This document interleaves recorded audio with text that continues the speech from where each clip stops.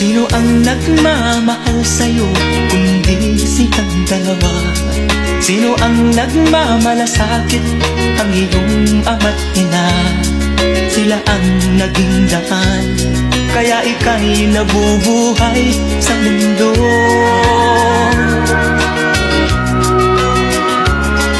Ano man ang mangyari, hindi sila magbabago.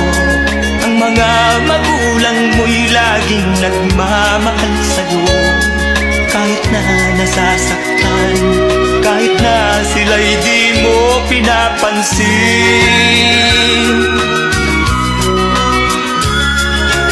Kung nalalaman mo lang mga hirap nila,